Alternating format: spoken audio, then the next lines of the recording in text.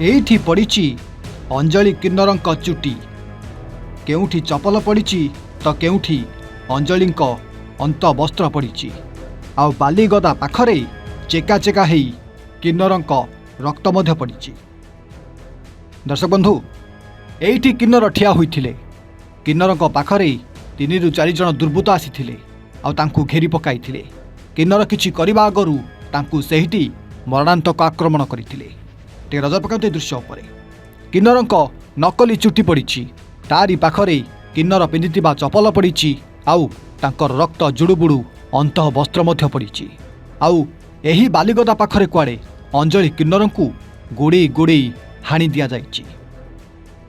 दर्शक बंधु किन्नर जनक छटपट हेउथिले कौन करिवे कौन नाई किछि बुझी पारु नथिले। एपटे नेहुरा हेउ हेउ 3 ରୁ 4 जन दुर्बृत्त तांकु खंडारे हाणीबार लागिथिले। एमिति हाणीथिले जे हाणी हाणी जीवन रे मारी देथिले। हाँ क्या संधानी कुकुर गोटे पर गोटे प्रमाण खोजुची गोटे गोटे प्रमाण खोजी पुलिस हाथ में धरई देउची आउ पुलिस मध्य घटनास्थल को जेमिति तन्न तन्न करी खोजबार लागिची। हाँ क्या अंजलि किन्नर साड़ी पिंधि ठिया होइथिले सबुदिन भली गतकाली राति मध्य ठिया होइथिले आ सेतिके बेले अंजलि पाखकू 2 ରୁ 3 जन दुर्बृत्त आसीथिले आ सेमाने कुआडे अंजलि सहित कौन कथा को नहीं झगड़ा करते जितेबाला अंजलि सेमानकु पुलिस धमक देइथिले पुलिस रे जिम्मा देवाई सीधा सीधा कहीदे से दुर्बृत्त माने अतर्कित भावे अंजलि उपरको आक्रमण करते परे अंजलि किन्नर को सेठी धारुआ अस्त्र रे आक्रमण करी तांकु लहुलुहाण कर देइथिले आ लहुलुहाण करी सेठी छटपट करी ताकु छाड़ी चली जाइथिले।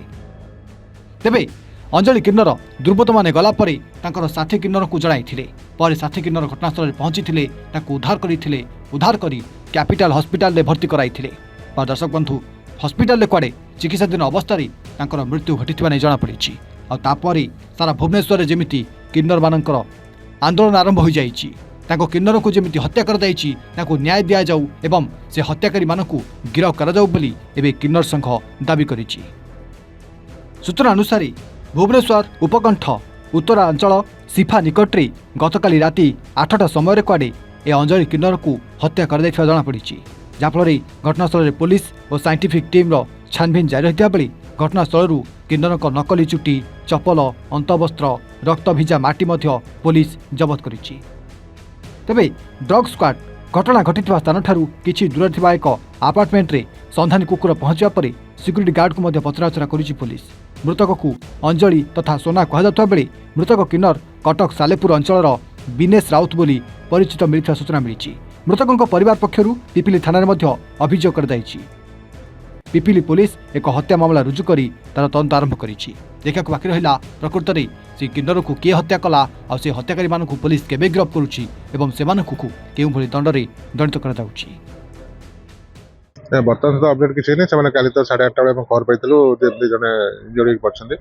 आम स्टाफ एवं किन्नर मैंने शिफ्ट करते कैपिटल हॉस्पिटल सेठी डेथ होता राति से 1:40 पाखे रिपोर्ट कर मर्डर केस होती 23/26 और बर्तमान सकाल साइंटिफिक टीम डॉग स्क्वाड आसिक एविडेंस कलेक्शन कर बर्तमान हॉस्पिटल कैपिटल हॉस्पिटल जाऊँ बॉडी पोस्टमार्टम हम इनक्वेस्ट हम पोस्टमार्टम हम डॉग स्क्वाड तो पर्यटन आसाला तेणु आम ए जगार भी तदंत करूँ आम सब दिग तदंत कलापर पहुँचू तार ये नहीं आम सीसीटीवी मेनली आगे आम प्रिजर्व कर फर्दर इन्वेस्टिगेशन करूँ आम चेष्टा कर बहुत जल्दी करूँ सेटा तो मुझे पोस्टमार्टम कलापर जना पड़ा से लिखिते सोना बोली कि घर लोग आसी पहुंचे दिनेश राउत बोली कहते मो सिक्यूरीटी गार्ड अच्छे हाँ पाखापाखि वर्षे हो मार्च 1 रु पुलिस की आसी कि राति बोले अच्छी ना लोग किए आसी ना खाली जमाटो शुई आमर स्टाफ रेसिडेंशियल बोले सब आसी मुझे समय गाधुली मुझे देखनी डॉग्स फैमिली 18टा फैमिली रही 18टा फ्लाट अच्छी फैमिली 18 रही ओनली फैमिली बैचलर ना नाई ना ये सब साइंटिस्ट सब अच्छा प्राय साइंटिस्ट हाई प्रोफाइल लोग अच्छा सब एग्रेड खाली पाखापाखि राति 9टा बेले आपण को 8टा 9टा मो थिले एटी रूम रे थिले एटी थिले घटना पर घटिबार की आछि बाकी अन्य के नहीं नहीं नहीं अछि ना लोग की आसी नांते लागुछि थाई कार संपृक्ति थाई पारे अपार्टमेंट भीतर ये हत्या घटना रे नहीं सेमिति ना किछु नहीं हमर सब एडी सब भद्र व्यक्ति सब अछंते पुलिस गला बेले कौन आपन कहि गले हाँ आसबि 2 घंटा पर सीसी कैमेरा देखिए सीसी कैमेरा लगी चेक करेंगे इनक्वारी करेंगे सहयोग रहइबा आपन पुलिस हाँ हाँ मोर पूर्ण सहयोग पिपलू प्रशांत महाराण रिपोर्ट एवन ओडिया।